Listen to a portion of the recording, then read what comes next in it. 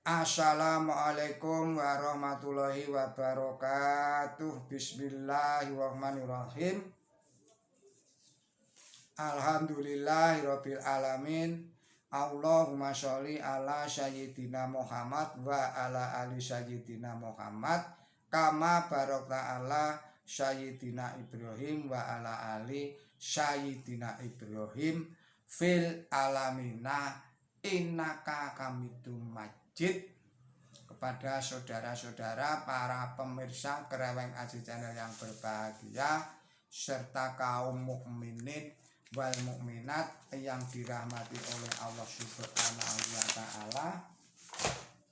Kini marilah kita lanjutkan kajian kita yang ini temanya adalah LGBT haram dan dosa besar. Ini adalah sebuah buletin. Saya sampaikan sebuah buletin yang judulnya kafah. Saudara-saudara yang pada saat ini sedang menderita sakit, semoga Allah Subhanahu wa taala segera mengangkat penyakitnya.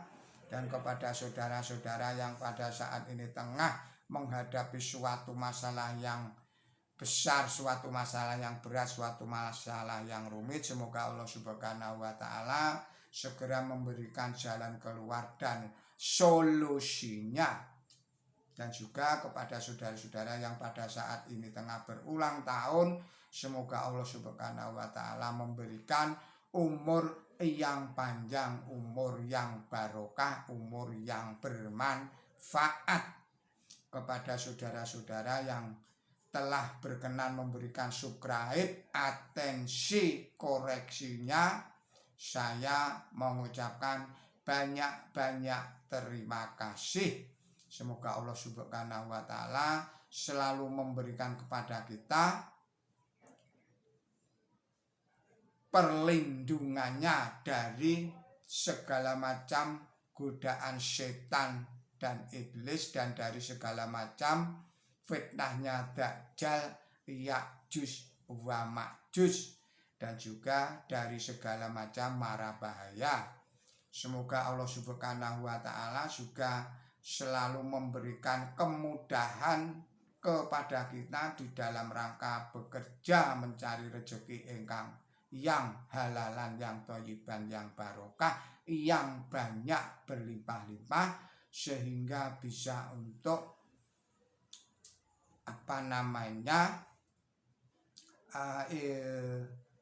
umroh ke Mekah Al-Mukarramah. Baiklah saudara-saudara, kita mulai kajian ini. Bismillahirrahmanirrahim. LBGT ini adalah singkatan dari lesbian, gay, biseksual, dan transgender. Dalam beberapa dekade terakhir ini menjadi isu global yang terus diperdebatkan. Di banyak negara barat, praktik LBGT dipandang sebagai bagian dari kebebasan individu dan hak-hak asasi manusia.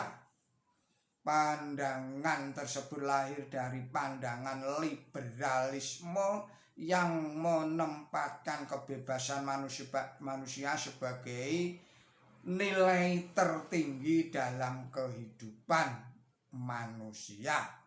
Liberalisme merupakan paham yang menjunjung tinggi kebebasan individu. Dalam perkembangan modern, liberalisme melahirkan relativisme moral, yaitu pandangan bahwa tidak ada standar benar dan salah yang bersifat mutlak. Sesuatu dianggap benar selama dianggap tidak merugikan individu yang lain dan disepakati secara sosial. Akibatnya, norma agama sering dianggap sebagai urusan pribadi yang tidak boleh mengatur ruang publik.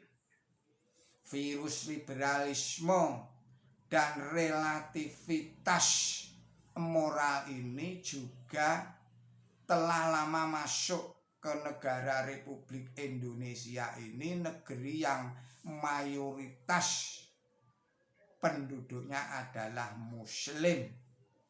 Majelis Ulama Indonesia atau MUI secara resmi mendesak pemerintah dan DPR, Dewan Perwakilan Rakyat, untuk segera merumuskan regulasi hukum yang tegas dan spesifik guna menjerat pelaku serta pengkampanye gerakan LGBT di Republik Indonesia ini. Wakil Ketua Umum MUI, Majelis Ulama Indonesia, Kiai Haji M. Kholil Nafis, menilai absennya hukum pidana khusus atau lex spesialis membuat penanganan isu ini di tingkat daerah menjadi tidak pasti dan hanya bersifat pembinaan sementara. Menurut beliau, sanksi bagi tindakan ini idealnya lebih berat daripada delik perzinaan konvensional karena mengandung dua pelanggaran sekaligus, yaitu tindakan asusila dan pelanggaran terhadap kodrat manusia. Namun usulan Majelis Ulama Indonesia atau MUI agar kaum LGBT mendapat sanksi berat mendapat pertentangan dari 37 LSM atau Lembaga Swadaya Masyarakat melalui keterangan tertulis pada tanggal 18 Juni 2026 hari Kamis. Jaringan masyarakat sipil menilai bahwa wacana regulasi tersebut berpotensi mengkriminalisasi individu berdasarkan identitas gender dan orientasi seksualnya, serta membungkam suara-suara yang diperjuangkan dalam hak asasi manusia atau HAM. Malapetaka dibalik normalisasi LBGT, para pendukung perilaku yang menyimpang LBGT selalu berdalih dibalik kata hak asasi manusia atau HAM. Menurut mereka, orientasi seksual adalah hak personal yang tidak boleh dibatasi oleh agama maupun budaya. Bahkan banyak negara barat melegalkan pernikahan sesama jenis dan menjadikan kritik terhadap LBGT sebagai bentuk diskriminasi.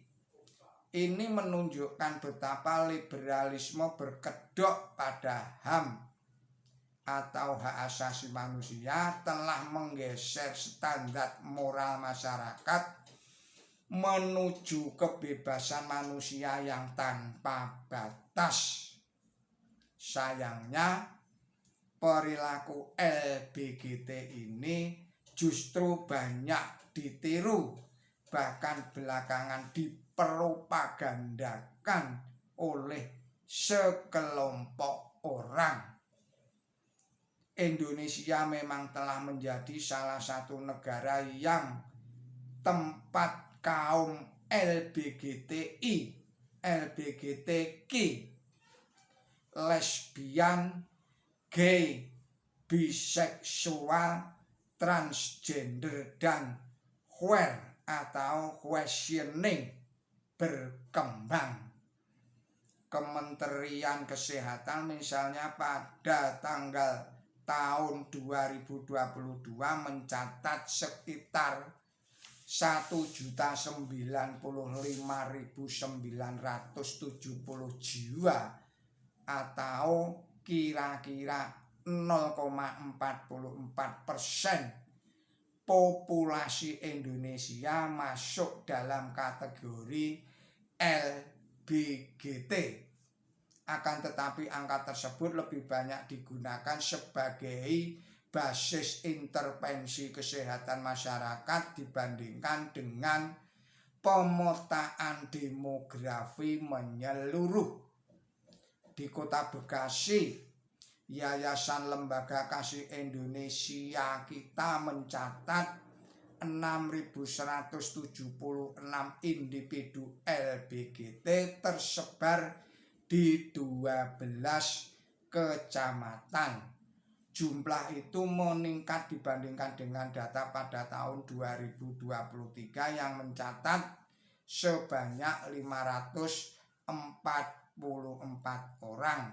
Kenaikan tersebut dinilai bukan semata-mata karena pertumbuhan populasi, melainkan juga dipengaruhi oleh intensifikasi metode pendataan. Di Jawa Barat, estimasi populasi LBGT disebut mencapai 300.000.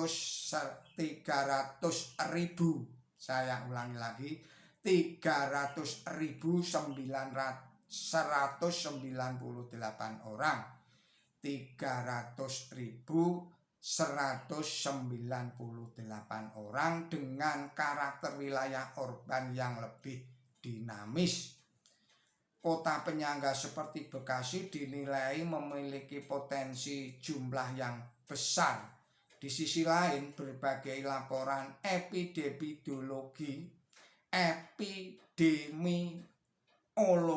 menunjukkan bahwa penularan HIV di Indonesia masih menjadi persoalan kesehatan masyarakat yang serius.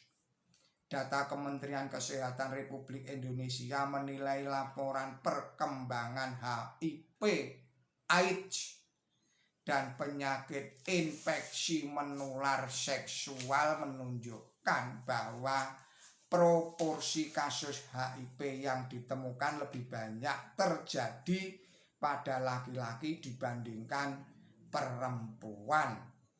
Sekitar 70 hingga 71% dari seluruh kasus baru pada beberapa tahun terakhir. Dalam pemetaan faktor risiko hubungan seksual laki-laki dengan laki-laki menhauheb sex with men atau MSM merupakan salah satu kelompok dengan prevalensi HIV tertinggi dan menjadi fokus utama program pencegahannya. Ini karena tingginya risiko penularan biologis melalui hubungan seksual anal tanpa proteksi. Dari perspektif kesehatan masyarakat, hubungan seksual anal reseptif tanpa perlindungan diketahui memiliki risiko penularan HIV yang lebih tinggi dibandingkan dengan bentuk hubungan seksual yang lainnya. Hubungan seksual anal juga dikaitkan dengan peningkatan risiko infeksi human papillomavirus infection yang dapat berkontribusi terhadap kanker anus, khususnya pada individu dengan infeksi HIV atau sistem imun yang terganggu. Ini dari World Health Organization 2024, Centers for Disease Control and Prevention 2024. Haram dan dosa besarnya LBGT dalam perspektif syariat Islam, perilaku hubungan seksual sesama jenis dipandang sebagai perbuatan haram dan dosa besar. Ia bertentangan dengan ketentuan syariah mengenai hubungan seksual yang hanya dibenarkan dalam ikatan pernikahan antara laki-laki dan perempuan.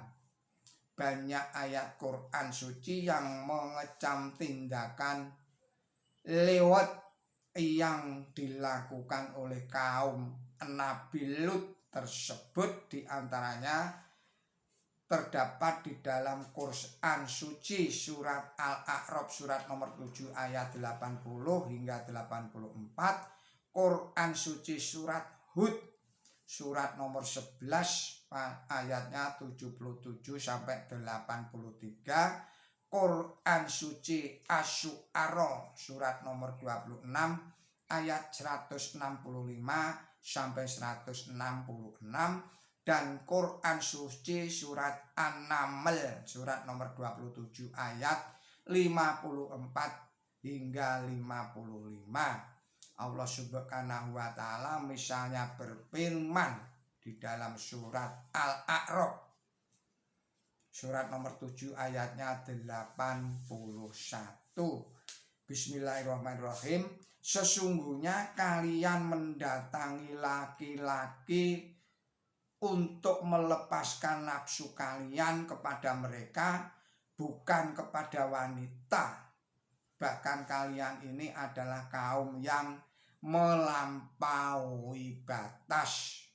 Rasulullah Shallallahu Alaihi Wasallam mempertegas hal itu di dalam hadis riwayat Abi Dawud dan At-Tirmidzi. Bismillahirrahmanirrahim. Siapa saja di antara kalian yang mendapati orang yang melakukan perbuatan liwat, maka bunuhlah pelaku dan pasangannya. Berdasarkan nas-nas tersebut, jumhur ulama dari mazhab Hanafi, mazhab Maliki, mazhab Syafi'i dan mazhab Hambali bersepakat bahwa praktek homoseksual atau lewat antar sesama lelaki merupakan dosa besar atau kabair. Pelakunya layak dihukum mati. Adapun pelaku seksual sesama perempuan atau lesbian atau sikho atau sihak serta bentuk penyimpangan seksual lain yang tidak memenuhi unsur tindak pidana hudud pada umumnya ditempatkan dalam kategori takzir, yaitu sanksi yang jenis dan kadarnya ditetapkan oleh hakim atau qadhi atau penguasa, yaitu khalifah dalam daulah Islamiyah. Yang pasti sanksi takzir atas pelaku penyimpangan seksual ini bisa sangat berat. Sayangnya sanksi berat atas pelaku seksual menyimpang ini sulit diharapkan di dalam sistem yang sekuler, termasuk di negeri ini yang memisahkan antara agama Islam dari kehidupan.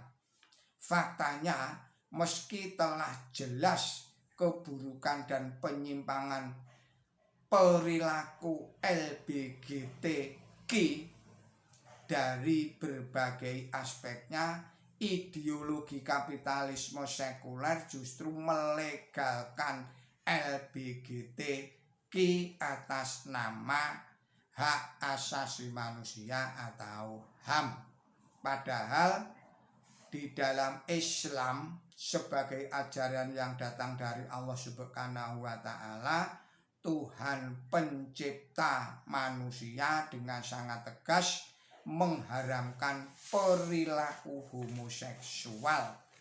Karena itu hanya dengan penerapan syariah Islam di bawah naungan sistem pemerintahan Islam atau kekhalifahan, persoalan LGBTQ dapat dituntaskan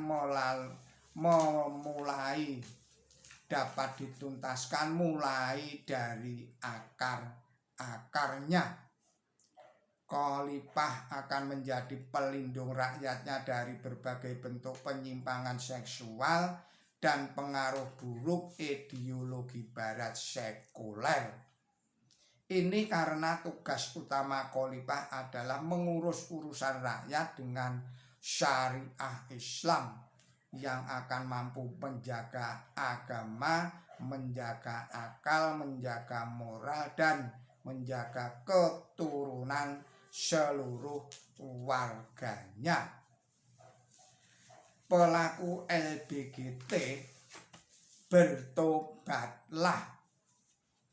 Di dalam banyak ayatnya Allah Subhanahu wa ta'ala telah mendorong para hambanya untuk segera bertobat atas dosa-dosa mereka. Allah Subhanahu wa ta'ala berfirman di dalam surat nomor 39, yaitu surat Az-Zumar ayatnya 53. Bismillahirrahmanirrahim. Katakanlah, hei hamba-hambaku yang melampaui batas terhadap diri mereka sendiri, janganlah kamu berputus asa dari rahmat Allah.